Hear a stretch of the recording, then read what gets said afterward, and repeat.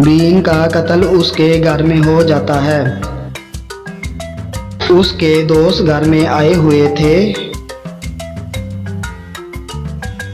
वो जासूस महल को फ़ोन करते हैं। जासूस महल तफ्तीश करने के लिए जाए वारदात पर पहुंचता है और बीन के दोस्तों से पूछताछ करता है। बीन के दोस्त महल को सारा कुछ बताते हैं, जो कि गाड़ी का रंग पीला था, गैरी की गाड़ी का रंग सुर्ख था, बीन की गाड़ी का रंग काला था। बीन के दोस्त बताते हैं जो कि गाड़ी काफ़ी दिनों से घर में ही खड़ी है और वो कहीं बाहर नहीं जाता था।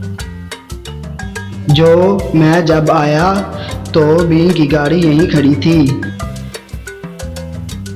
जो बताता है जैसे ही मैं घर में आया तो बीन मुर्दा पाया गया।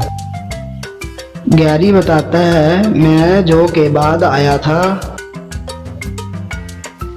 और दरवाज़ा खुला हुआ था। इनमें से कातिल कौन हो सकता है? मेहुल सोचता है, जो गैरी से पहले आया हुआ था, इसलिए कातिल जो ही था।